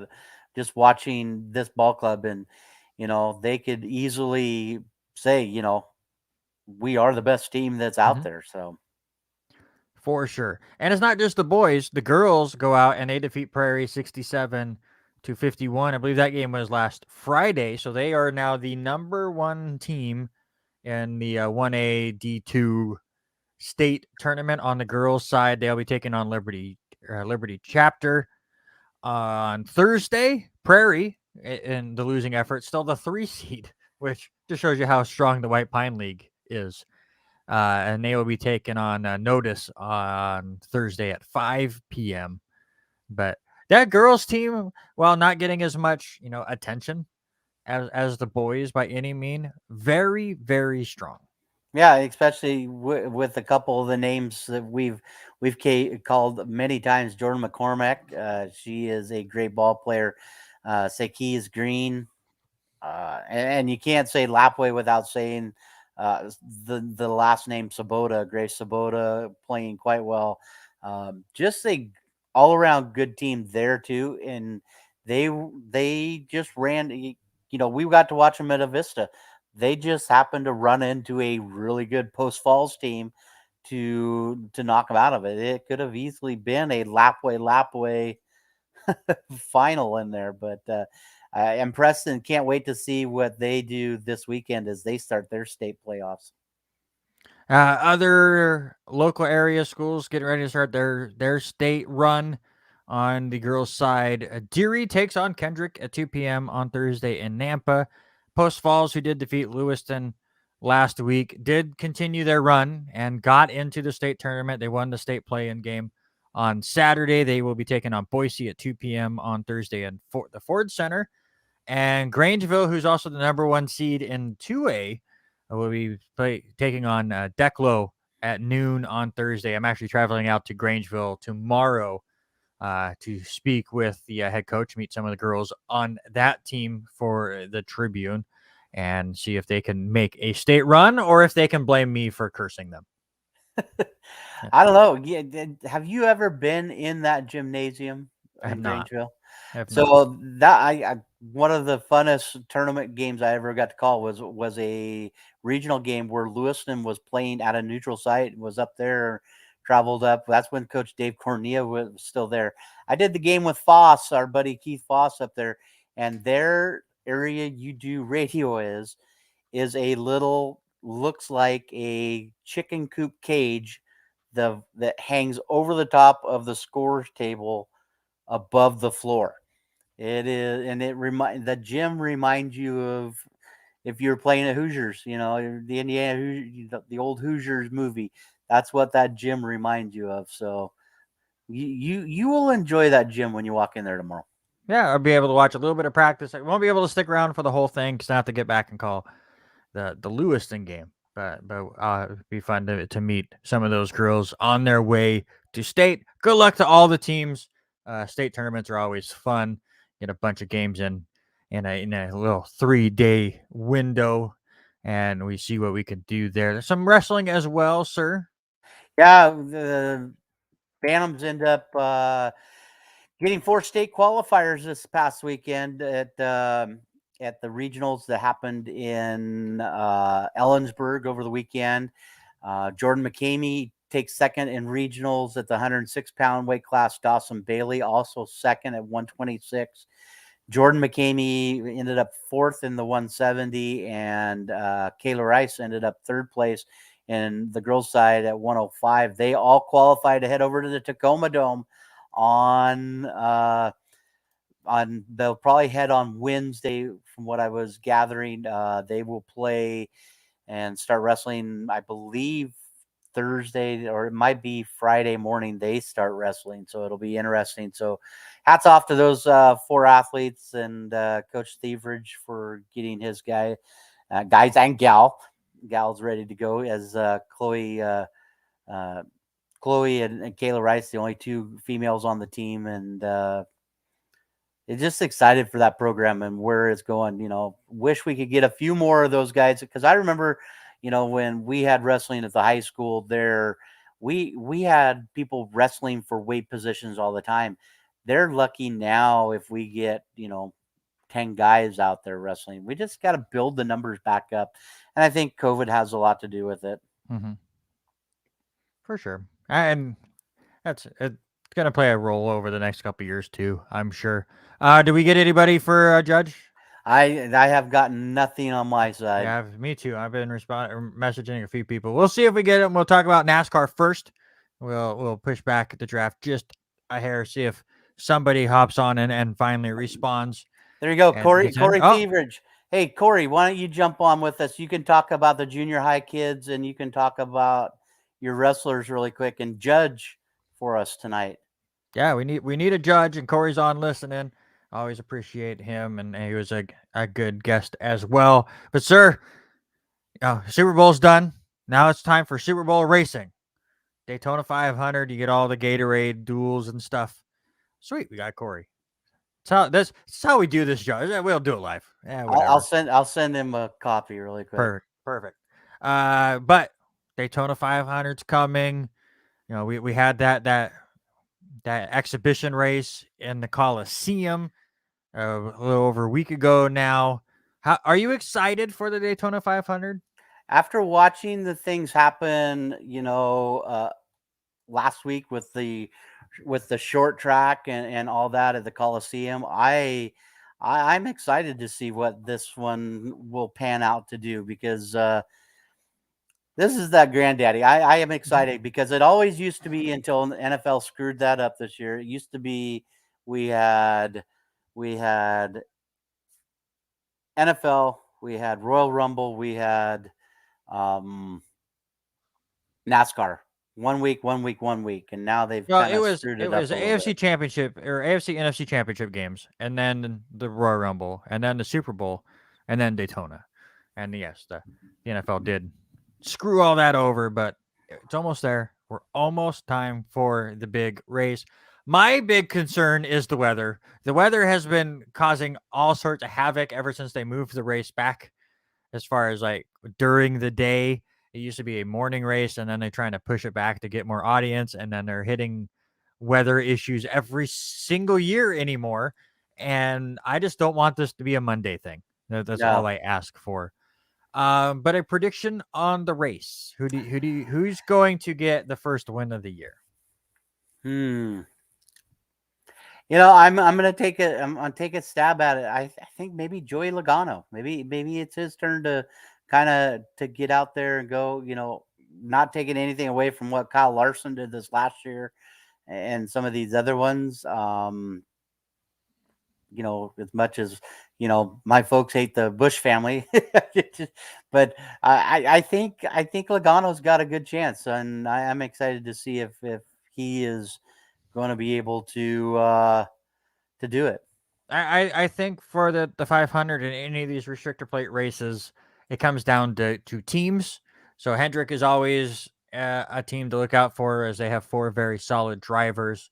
But one team that showed that they are very strong, and it's partially because one of their veteran drivers is part of this team now, and it worked out at Talladega last year. But I'm picking Bubba Wallace to win this. I think Denny Hamlin will push him to a victory. Obviously, I think Hamlin would like to win it as well, but Bubba has shown that he is very, very good at these restrictor plate races. And with the way that team is continuing to build with part ownership with Michael Jordan, I see it. It's just with this new rule package as well, and the new cars. Having a veteran driver with Denny Hamlin there to help you out. Give me Bubba Wallace to win the Daytona 500, and everyone to lose their minds in both positive and negative aspects of it. Yeah. But how excited are your folks for the 500? Are they ready for NASCAR season? I have not chatted with them. It's been so busy with me with basketball that we have not chatted about it. But I am so looking forward to it. I even took Bubba Wallace last year. If you remember right, I took him to be one of my guys in our draft that we talked about, and I thought he was going to do it. He fell a little short, and you hit it on the head. Maybe it's Denny Hamlin giving him a little extra help there in that scenario with Michael Jordan and that team. All right, and getting him on here, Mr. Corey Thieveridge, is he still getting all set up, sir? Are you a NASCAR fan? Yes, I am. Who do you got winning on Sunday? Oh, I don't know. I haven't watched it in a while, but I like Alec Bowman. Bowman Yeah. is going to be driving on Sunday, so it's possible. Been so busy with wrestling, it's kind of hard to watch all that stuff on every weekend. Well, talk a little wrestling. You made the comment a minute ago that the junior high kids are on their way up. They had a great wrestling weekend up at Potlatch. Yeah, they did. It sounds like they had a really good weekend, and I'm looking forward to those 8th graders getting to the high school next year. It's going to be a lot of fun. They got a couple good kids. So. All right, let's get into it. I'm gonna mute you for a second because I'm getting some feedback from you. But explain the rules to you, and then I will get your thoughts on it. So, sports related draft. Robert and I go back and forth on who picks the topic for the week. Robert had last week, I get this week, and it is Valentine's Day.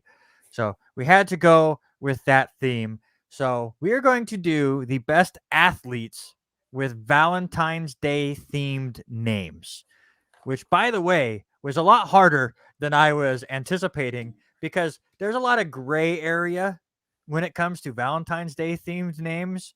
And I I'm right on that line, and there was a couple times I felt like I crossed it and had to change who I was going to pick. So we're gonna go through it. Is there a name that really pops out to you right off the bat when we bring up Valentine's Day themed names? No. No, sweet. That's even better. And it works out really well because of Robert's first pick. So Robert, go. Oh, We'll do our first round again. I'm going to mute you because we're getting a little bit of feedback, and that's what happens when we do live. Don't worry about it, Corey. I can mute you, and we'll make it work. Okay. But we'll go through our first round, and then we'll get your thoughts on it. But Robert, you get the first pick. So for my first pick, and Randy kind of jumped at it to the idea of, well, this guy is a manager. Well, that's what he was known for. But for me, he played 10 years in the MLB. Granted, he wasn't a big hitter. Batted .260. And give me Bobby Valentine. Batted .260. He played in almost 640 games. He had 1,700 bats. Had 12 home runs, 157 RBIs, 27 stolen bases. 10-year career, kind of short, especially that time. But, if you want to throw in his other, he was a 500 MLB manager. But, yeah, Bobby Valentine, name's in there. Got to take Bobby Valentine. Name works. I will give you that. Not a great player. Hilarious manager. Not a great manager. Hilarious manager, so I'll give him that. But for me, what do you give your loved one on Valentine's Day? Unless you're like me and I never do this and then I get yelled at for it. You give them a rose. Speaking about that, where is your bride? How did you get suckered into listening to the show tonight and your bride's not even around? There she is. Hi, Miss Jamie. That's what I'm doing. But that's his special there you go. But what you do, you give him a rose. And who's the best rose? Pete Rose. It's the easiest one. This is the name that I had to think of right off the bat. It's Pete Rose. Best baseball player possibly ever. Obviously the best baseball player never to make the Hall of Fame for other reasons. But over 4,000 hits, Charlie Hustle, name it, all you got. Pete Rose, easy pick for me. Corey, what do you think of the first round? I got to go with Randy. That was easy. Quick and simple. I love it. All right. Second round's really interesting because there was a different kind of theme that happened. You're taking a flower. How is that a Valentine name? That's how do you beat Valentine name and give him a flower? It's not about how quality the name is. It's the quality of the player himself. Well, then let's talk about my second pick, and Okay. it's all about love and how much you love them. We all love Davis Love III. Turned pro in 1985, 21 career wins, 179 top 10 finishes. Made over $45 million. He was one of those athletes you love to watch in the mid 90s when he had an early 2000s. I think 2004 was probably his best year, best ever. He had 4 big wins in that one. So my second pick, Davis Love III. Women love roses for Valentine's Day. Valentine's are just another day if you don't get roses, which that's the case for Haley. I'll say that for sure. I stuck with the golf theme, and I had some fun with it again. Valentine's Day is all about couples. So you got to pick Freddy Couples, the golfer from Seattle, Washington, which is another bonus point for him from the Northwest. 62 professional wins. He had 15 on the PGA Tour. Just his 1992 is just out of this league phenomenal. He wins the Masters. He was the PGA Player of the Year, the money leader in that year as well. Won the PGA Tour that year. So Freddy Couples for me. So it's a battle of golfers, Corey. Which way do you lean in round 2? Oh, Robert. Got you, Robert. You just got to make it a little interesting. That's all right. I like how we're. You can never let somebody win the first 2 rounds. So that's all right. No. Final round. I got Robert crushed. So it's okay. I don't even know who your guy is that you took. So that's all that matters. Corey's Uncultured not. swine is why you don't know who my guy is. I do not know. I'm gonna. What do you call somebody? You got to call him Darling. I'm taking Ron Darling, pitcher for the New York Mets. Had a great career up there. Played in 382 games. Had a 3.87 ERA. Over 2,300 innings pitched. Almost 1,600 strikeouts. Great starter. Had a few games relieving, but you got to go Ron Darling, and then he does go into the MLB network, a few years ago, but it's got to be about being Darling. It's not even that good. Not even a good baseball player. I don't even know who this guy is you're picking. Again, uncultured swine is why. How about the greatest MotoGP racer of all the times, Valentino Rossi? Again, you went Valentine. I'll go with the Italian version of Valentine. I'm sure if we did a translation, it just says Valentine. But most wins ever in MotoGP. He has 89 wins. Second most, 68. All right. Most podiums of all time. He had 199. By the way, Robert, since you don't understand racing, a podium is when you're the top three.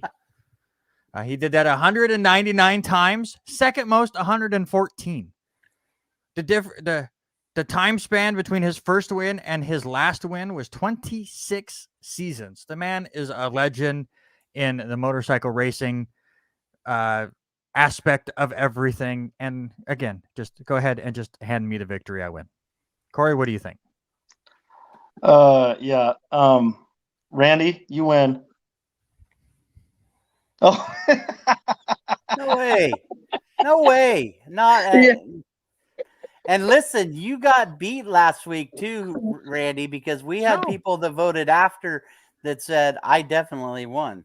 All about the guest judge, and the guest judge 5 straight weeks has chose the champion, the man with the big golden belt, which, by the way, I would get way more into amateur wrestling if you guys handed out giant belts instead of medals.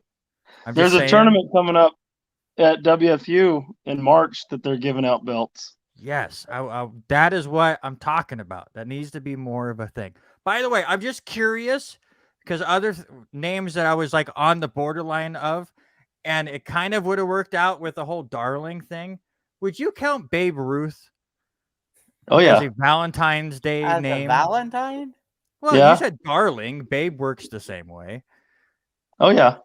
All right. See, I almost went Babe Ruth with my second pick, but I didn't need it because, again, Robert doesn't understand other sports, and he made it really Rossi, easy. Come on. I forget the two names, and again, the uncultured swine thing would have worked out beautifully if we would have had Eric Watkins, our buddy from Florida, on the show, who's been dying to get us into cricket.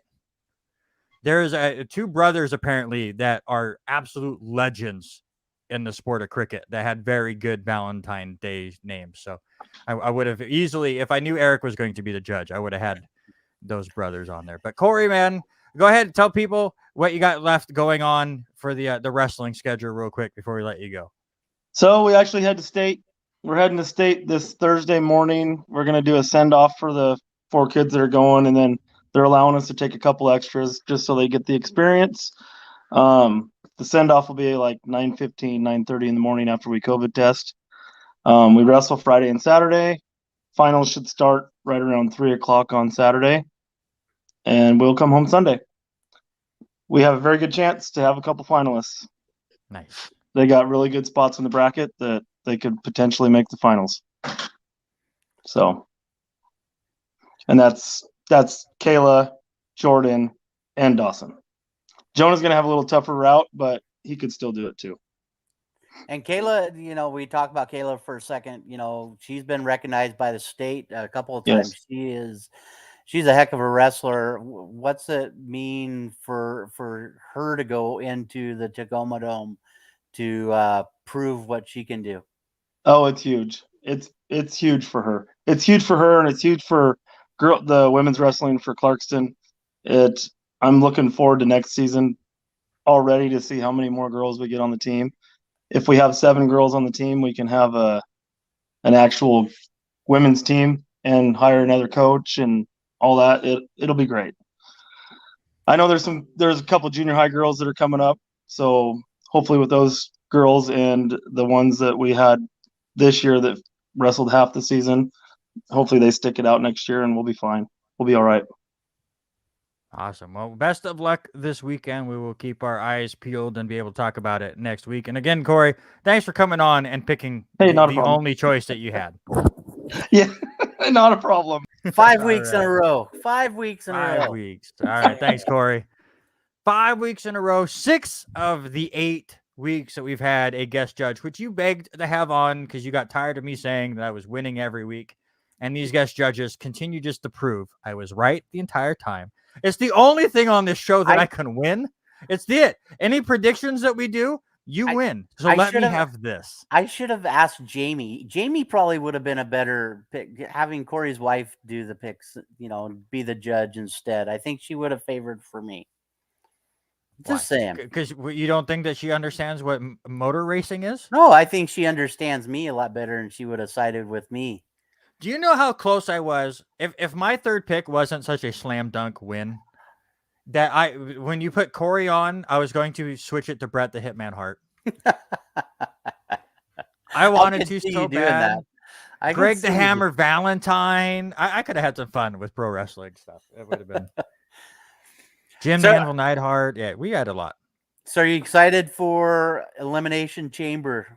You talk wrestling for a minute. Absolutely not. It's in Saudi Arabia, which usually is a glorified house show. Now they've made into a full-on pay-per-view. It's full money grab by the WWE. It's disgusting and terrible, and I hate it.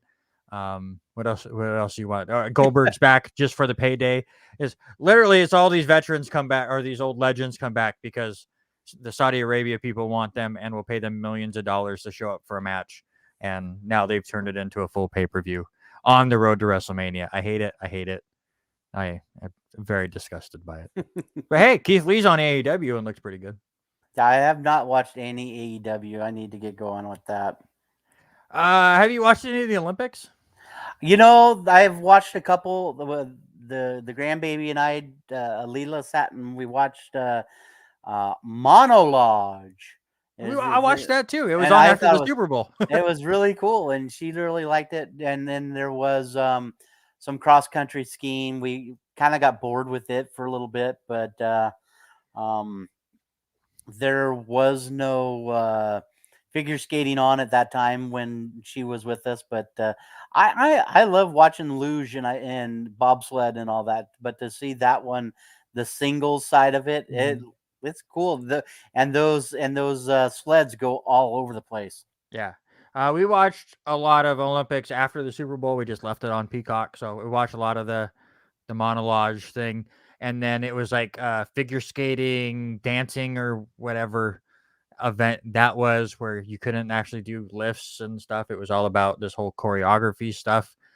We got hooked into that, and Addie, I think, danced all over the living room for the entire hour we had it on. I don't think she really sat down for more than 3 seconds. I did watch the USA defeat Great Britain in one of the curling matches.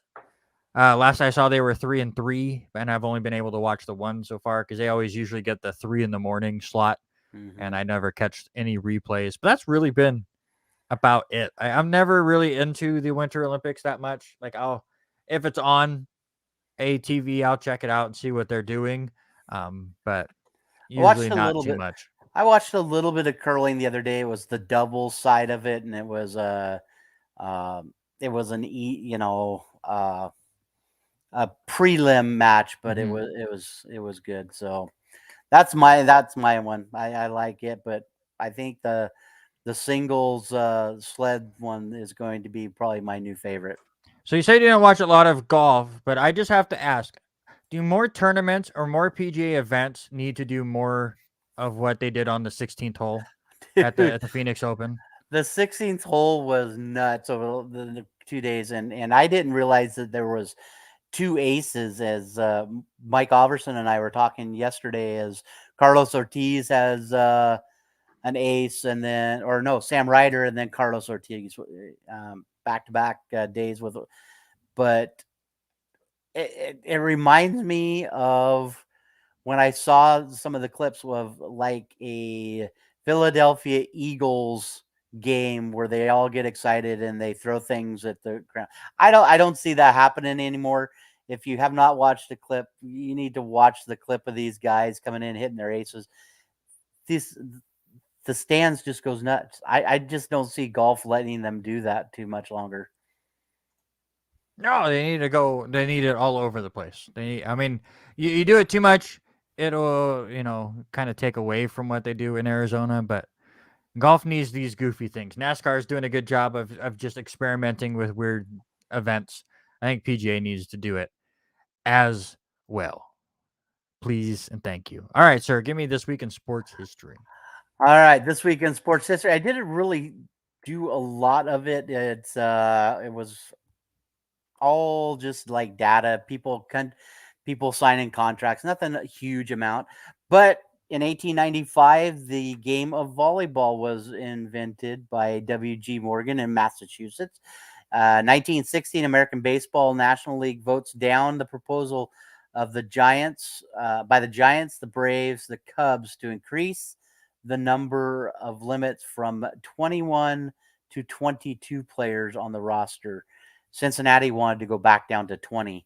1935, the first NFL draft happened, and their university, the Philadelphia Eagles drafted University of Chicago player Jay Burwanger, and he never ended up playing a down in the NFL.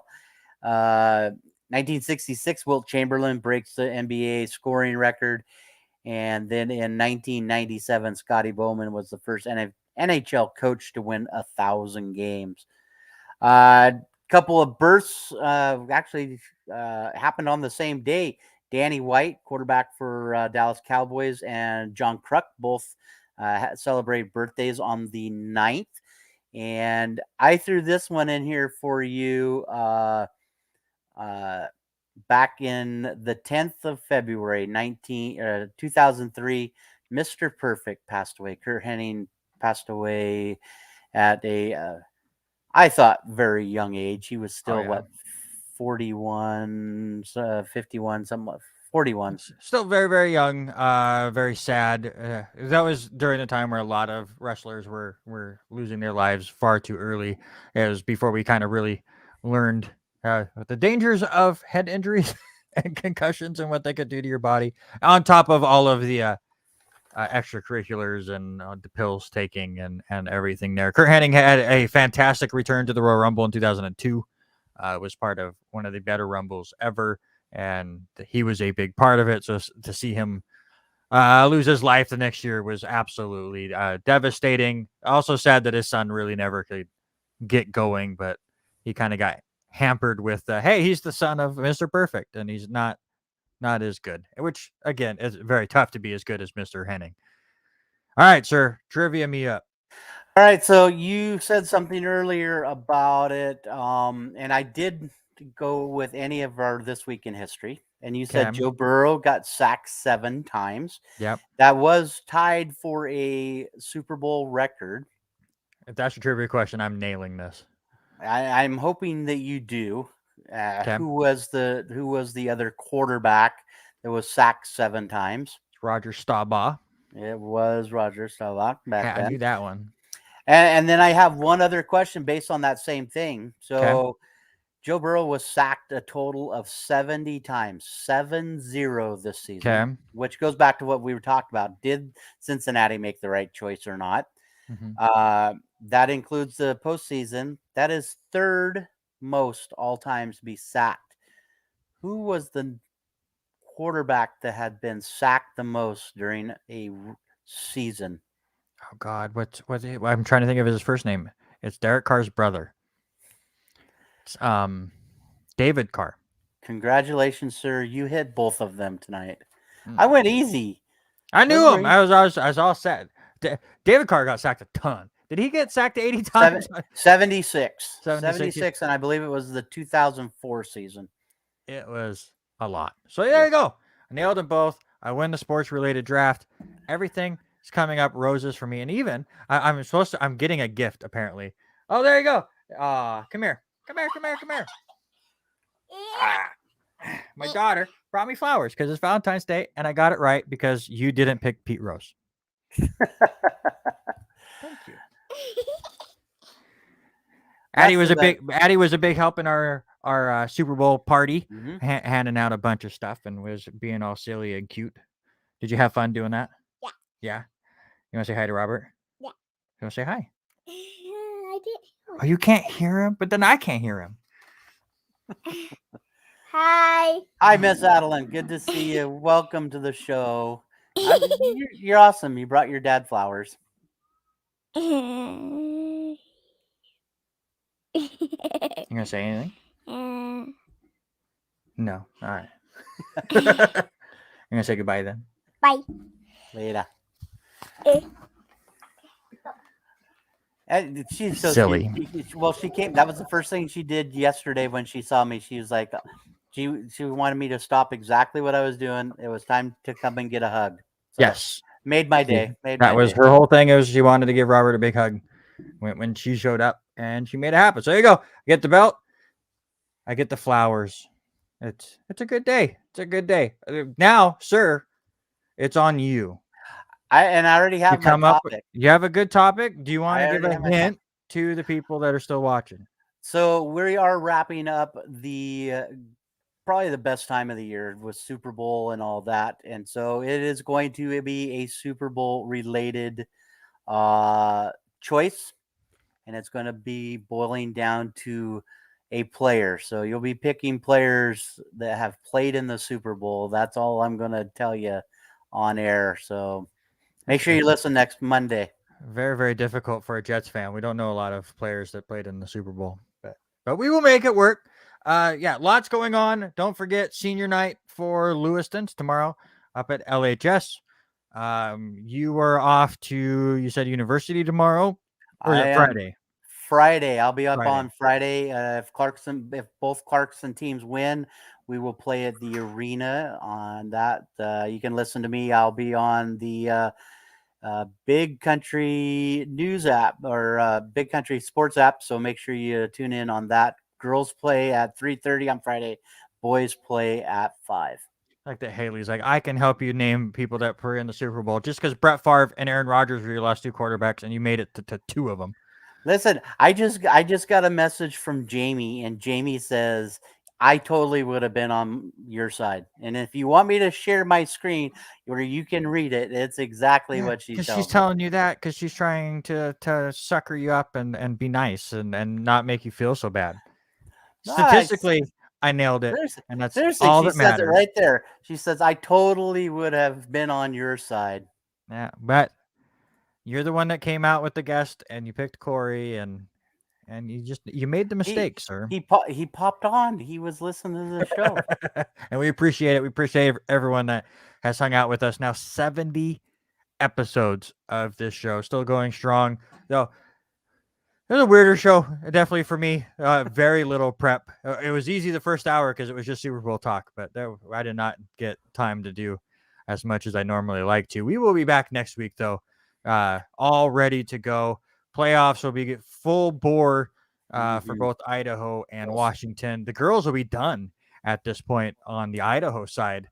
So we'll be able to talk about how they did in state over there.